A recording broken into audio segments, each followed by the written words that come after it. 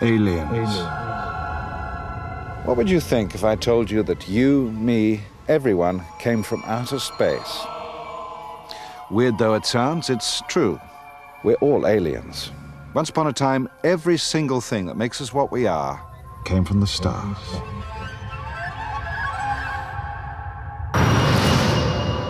We live in a small corner of the universe. This is our neighborhood, the solar system. At its center, the sun. And just 93 million miles away is our home, the Earth. Okay, au ka huli vela ka honua, okay, au ka huli lole kalani, okay, au kuka iaka kala, ho o malama I ka malama. Okay, au o makali I ka po, o ka vale ho o kumu honua. Okay, kumu o ka lipo I lipo ai, okay, kumu o ka po I po ai. And such are the first lines of the Kumulipo, the Hawaiian chant of creation. Sometimes it's almost uncanny how many parallels there are between the modern theories of the origin of the universe and the chant of creation, the Kumulipo. In the Big Bang theory, for example, a sudden singularity of extremely hot temperature expands rapidly from a point to fill the universe and create the universe as it exists today. And so I find it really amazing that in the very first lines of the Kumulipo, it talks about the time when the universe was hot and when there was nothing in the universe but darkness. And out of darkness, the world comes. And so to me, this is just amazingly similar to that initial Big Bang that gets the whole universe started. You know, as soon as the Kumulipo creates a setting in which life exists, life is said to spring out of the slime. It's really amazing, you know, since the ideas of the origins of life on Earth also have this primordial soup in some reckonings. But in this case, the recognition that water and that complex creation of life out of water and slime is what the origins of life are for in Hawaiian thought. And life doesn't spring straight out of slime into complex creatures like human beings, but begins with the simplest polyps. One of the first complex creatures that's mentioned in the Kumulipo is a coral polyp, which even in modern systematic thought is one of the simplest forms of animal life. From the simplest life forms, the Kumulipo, you know, okalipo-lipo, okalipo-lipo. Okalipo okala, okalipo okapo. Po vale ho'i hanau kapo. Hanau kapo ele ikapo ekane. Yeah, hanau kawaii. In the Hawaiian concept, everything was male and female. You look at everything that grows, everything is male and female. Yeah, the male flowers fertilize the female flowers through one process or the other, either by bees or by birds. But there is a concept of kokua, male and female. Always this regenerative action or this growth that is continuing to grow.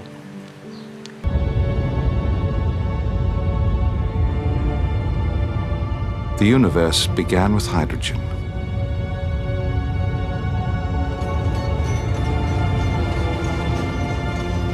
And hydrogen created the stars. And the stars created the elements we need for life. Oxygen in the air, calcium in our bones.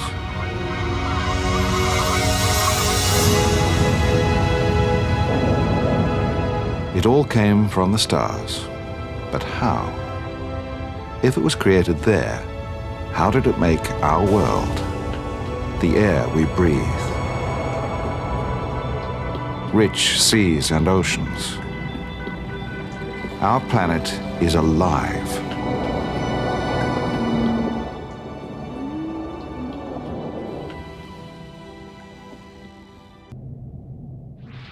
The journey from nothing but a cloud of hydrogen to the building blocks of life is extraordinary.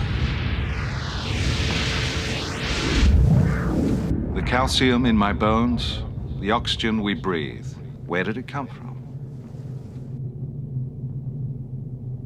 It all began at the time the universe gave birth to the stars. For millions of years, the entire universe was nothing but the single vast cloud of hydrogen gas created in the Big Bang.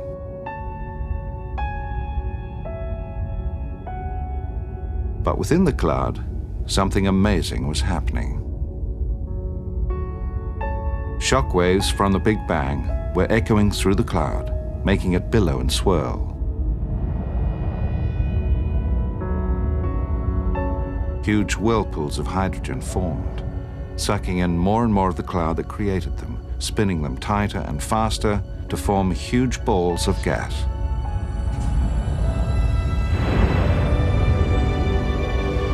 And as they span, these enormous spheres got hotter and hotter, until the moment came that changed the universe forever.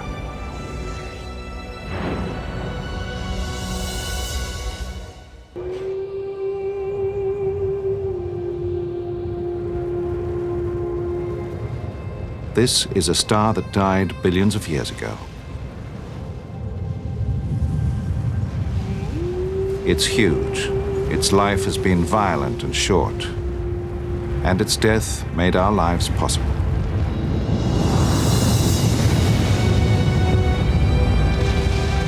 You are about to witness one of the most violent and wondrous events in the cosmos.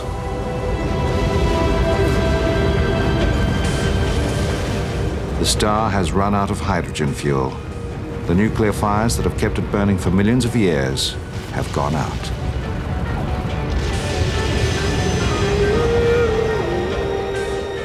As it cools, it shrinks. It starts to collapse under its own weight. It crashes inwards and explodes.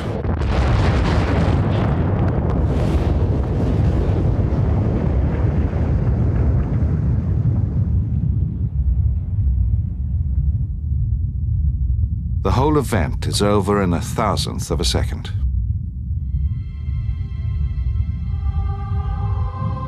They call it a supernova, an explosion so bright it outshines entire galaxies.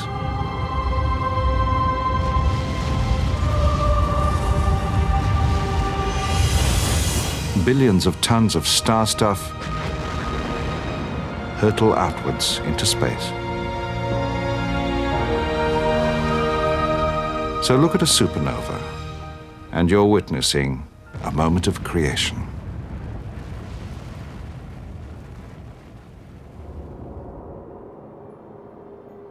These images, captured by our most powerful telescopes, show the remains of these violent events. Vast clouds of star stuff expanding through space, one of the most breathtaking sights in the universe. Over hundreds of thousands of years, countless supernovas spread and mingle. And this is what they become: immense clouds made from ancient hydrogen gas mixed with the remains of long-dead stars. It's a stellar nursery, a place where new stars and new planets are born. And so the Kumulipo is a guide for us on how simple life is. And through the simplicity of life, the wonder of the universe and the natural cosmos and phenomena, the phenomena of all things can be so deep that sometimes it's a heart-wrenching experience. Related to that is the idea in the Hawaiian universe that everything around you, whether it's living things, clouds moving in the sky, the wind that blows across you, the heat of the sun, all of those things are conscious and part of a very spiritually alive universe. This means that human beings, also conscious and also alive, are part of a community of living things in the universe, including rocks and the wind and the rain and sunlight. And that means that a Hawaiian feels extremely connected to the land and sea. No matter where he or she may be, you are never alone in Hawaiian thought. Some scientists think life on Earth appeared so quickly that maybe it came from somewhere else. Comets may hold the answer, huge chunks of ice miles across. If very simple life forms could survive inside them, life could have spread throughout the universe.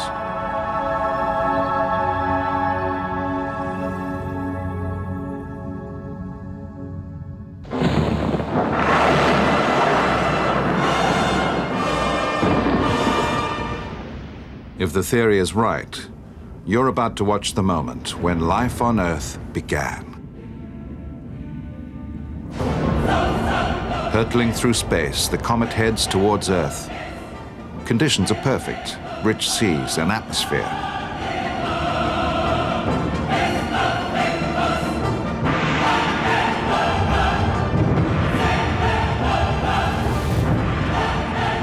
All that's needed is the spark.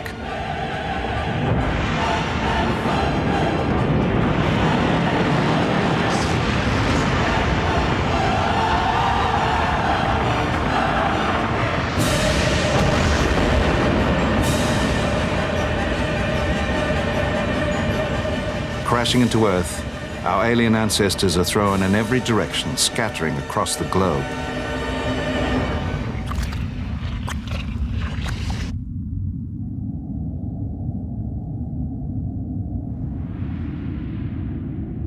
And our once lifeless planet is transformed forever.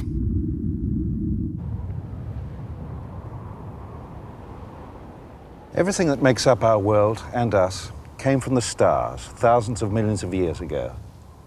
So next time someone asks you where you came from, tell them this. You came from outer space, created in the heart of a star.